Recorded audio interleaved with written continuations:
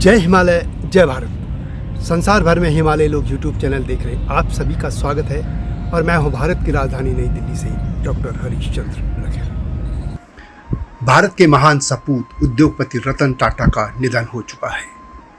हिमालयी लोग सबसे पहले रतन टाटा जी को भावभीनी श्रद्धांजलि अर्पित करता है। रतन टाटा पारसी समाज से थे, जिसकी जनसंख्या भारत में 1 लाख से भी कम रह गई है और खुद पारसी समाज हो या भारत सरकार चिंतित है कि यह जनसंख्या क्यों घट रही है। इस छोटी सी जनसंख्या वाले समाज ने भारत के चौमुखी विकास में ऐसा योगदान दिया है कि संभवतः विश्व में इतनी छोटी जनसंख्या वाले किसी और समाज ने दिया होगा। अपने मूल देश से बेदखल होने के बाद जिनको भारत में शरण दी थी, उन्होंने भारत के इस कर्ज को अपने मेहनत से चुका दिया। जो ईरान आज सबसे धर्मांध देशों में गिना जाता है, वह भूमि कभी इन्हीं पारसियों की थी, जिन्हें इस्लाम के आने के बाद अपनी भूमि से ही बेदखल होना पड़ा था। पारसी लोग भारत में कैसे आए और उनकी लंबी गाथाएं रही हैं, इसी बारे में विस्तार से मैं बात करूंगा। लेकिन जब तक मैं आगे बढ़ूं, आपसे अनुरोध है कि हिमालय लोग यूट्यूब चैनल को सब्सक्राइब अवश्य कर दीजिए और मेरे सत्यमेव जयते और धर्म बुक चैनलों को भी देखिएगा। तो बात करते हैं पारसी समाज की। प्राचीन पारस देश, जिसे अब ईरान कहा जाता है, वहाँ पर अरबों के इस्लामी शासन के बाद पारसी लोगों को अपने देश से बेदखल होना पड़ा था।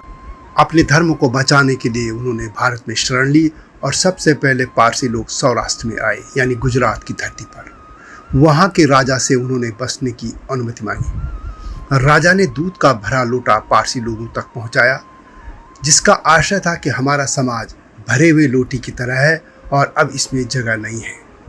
पारसी लोगों ने दूध से भरे लोटे में चीनी मिलाकर वापस उस लोटे को भेज दिया, और यानी इसका अर्थ ये था कि हम चीनी की तरह भारत में समाहित हो जाएंगे। और इस तरह यह समाज भारत में समाहित हो गया और उसी चीनी की तरह आज भी मीठा समाज है। इस कथा से पहले हमें फारस देश यानी ईरान में लौटना पड़ेगा। पारसी धर्म यानी जोरोस्ट्रियनिज्म फारस का राज धर्म हुआ करता था। हिंदू व यहूदी धर्मों की तरह पारसी धर्म भी प्राचीन धर्मों में माना जाता है। इस धर्म की स्थापना संत जरथुस्त्र ने की थी। इस्लाम के आने से पहले ईरान में यही धर्म राजधर्म होता था, देश का धर्म होता था, लोगों का धर्म होता था। यह समाज अग्निपूजक है और इनका धर्म ग्रंथ जंद अवेस्ता है। प्राचीन पारस देश कभी यूरोप से मध्य एशिया तक फैला हुआ था, एक विशाल साम्राज्य था। तब इनके धर्मगुरु जरथुस्त्र ने एक ईश्वरवाद का संदेश दिया और पारसी धर्म की नींव रखी। अरब में इस्लाम के उदय के बाद अरब आक्रमणकारियों ने ईरान पर भी हमला कर दिया था और वहाँ के पारसी धर्म के लोगों पर बहुत अत्याचार किए। ईरान का इस्लामीकरण कर उन्होंने अपनी नई यात्रा शुरू कर दी थी, यानी वहाँ का पूरा समाज इस्लाम में कन्वर्ट किया जाने लग गया था। तब रशीदुल खलीफा ने सासानी साम्राज्य पर कब्जा कर लिया था।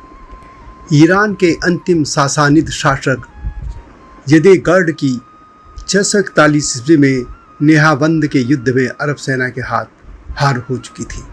अरब सेना ने अत्याचार करके लोगों को खदेड़ना शुरू कर दिया था। पारसी लोगों ने खोरासान की पहाड़ियों में शरण ली थी। कुछ समय तक हारमुज में रहने के बाद भी जब उनके साथ अत्याचार बढ़ते गए और पारसी शासन के अंतिम राजकुमार भी जब अरबों के हाथ हार गए, तो उन्हें मजबूरन दूसरी जगह शरण लेने पर मजबूर होना पड़ा था और अंततः ये भारत में गुजरात के तट पर पहुंचे थे। तब पारसी समाज के लोगों ने गुजरात की वलसाड रियासत के राजा जदी राणा से वहां बसने की अनुमति मांगी। चीनी और दूध भरे लोटे की कहानी इसी घटना से संबंधित है। इसके बाद पारसियों ने गुजरात इलाके में संजान नाम का शहर बसाया था। इस घटना का विवरण ईरानियों की पुस्तक किस्सा-ए संजान नामक ग्रंथ में मिलता है, जिसे दस्तूर बहमन कैकोबात ने सन 1599 से 1600 ईस्वी के आसपास लिखा था। कैकोवादी पारसी धर्म के उन मूल पुजारियों के वंशज से जिन्होंने पवित्र अग्नि ईरान शाह जलाई थी। लंबे समय तक संजान में रहने के बाद पारसी लोग भारत के अन्य भागों में बसते चले गए और अपनी मेहनत और ईमानदारी से काम करते हुए फलते फूलते रहे और भारत के समाज के भीतर घुलते मिलते चले गए। और उसी तरह से भारत के समाज में घुलते मिलते चले गए जैसे दूध में शक्कर मिल जाती है। ये जो कथा मैंने पहले कह दी थी वह आज भी सत्य प्रतीत होती है। इसी महान पारसी समाज से थे रतन टाटा। भारत के विकास में पारसियों का महत्वपूर्ण योगदान रहा है। टाटा, गोदरेज, वाडिया, मिस्त्री, पूनावाला नाम सुनते ही उद्योग घरानों का नाम सामने आ जाता है। परंतु सिर्फ उद्योग घराने ही नहीं, हर क्षेत्र में उन्होंने बेमिसाल कहानियां लिखी हैं। सैम मानेकशॉ को कौन भूल सकता है। सैम हारमुश जी, फेम जी, जमशेद जी मानेकशॉ, जिन्हें सैम बहादुर के नाम से भी जाना जाता है, 1971 के भारत पाकिस्तान युद्ध के दौरान भारतीय सेना के अध्यक्ष थे और फील्ड मार्शल का पद ग्रहण करने वाले पहले भारतीय सैन्य अधिकारी। तब बांग्लादेश का निर्माण किया गया था। इसी तरह महान वैज्ञानिक होमी जहांगीर भाभा भी पारसी समाज से थे, जो कि भारत के परमाणु ऊर्जा कार्यक्रम के जनक माने जाते हैं। संभवतः कोई ऐसा क्षेत्र नहीं है जहां पारसियों का योगदान नहीं रहा है।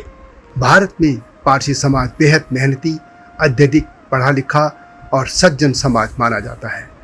भारत में प्रमुख पारसी लोगों में दादा भाई नौरोजी, भीकाजी कामा का नाम स्वतंत्रता सेनानियों में प्रमुखता से लिया जाता है। जमशेद जी टाटा, खुर्शीद प्रेमजी नरीमन, पोलोजी मिस्त्री, गोदरेज, साइरस पूनावाला समेत कई नाम उद्योग घरानों से हैं। जबकि पूर्व प्रधानमंत्री इंदिरा गांधी के पति फिरोज गांधी भी पारसी समाज से ही थे। इस तरह से बहुत से नाम हैं जिन्होंने पारसी समाज में जन्म लेते हुए भारत की सेवा की है। पारसी धर्म दुनिया के सबसे पुराने एकेश्वरवादी धर्मों में से एक है, जिसकी उत्पत्ति प्राचीन पारस में हुई थी। पारसी धर्म की स्थापना पैगंबर जरथुस्त्र ने की। जरथुस्त्र को ऋग्वेद के अंगिरा, बृहस्पति जैसे ऋषियों का समकालीन माना जाता है। इस्लाम के आने से पहले ईरान का धर्म जरथुस्त्र धर्म ही था। पारसी समाज के सर्वोच्च देवता है अहुर मज़दा। अग्नि भी उनके प्रमुख देवता होते हैं और ये कह सकते हैं कि दैनिक जीवन के अनुष्ठानों व कर्मकांडों में अग्नि उनके प्रमुख देवता हैं। पारसियों का धर्म ग्रंथ जिंद अवेस्ता एक ऋग्वैदिक संस्कृत की एक प्राचीन शाखा अवेस्ता भाषा में लिखा गया है। यह इसलिए कहा जाता है कि ऋग्वेद और अवेस्ता में बहुत से शब्दों की समानताएं मिलती हैं। पारसी धर्म में अच्छे विचार, अच्छे शब्द और अच्छे कर्म को बहुत महत्वपूर्ण माना जाता है। पारसी धर्म में पुनर्जन्म को भी माना जाता है और इसमें आत्मा को शरीर से अलग इकाई माना जाता है। पारसी धर्म पर अभी और वीडियो लाऊंगा, लेकिन यह वीडियो कैसे लगी कमेंट में अवश्य लिखें। एक बार फिर रतन टाटा जी को श्रद्धांजलि देते हुए आपसे अनुरोध है कि आप भी उनको श्रद्धांजलि दीजिएगा। जल्दी आऊँगा नई गाथा के साथ, तब तक जय हिमालय, जय भारत। हिमालय पे पेड़ हो तो गीत गाएंगी नदियाँ, गीत गाएंगी नदियाँ।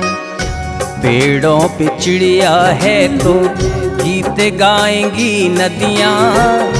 पेड़ों पे चिड़िया है तो गीत गाएंगी नदियाँ।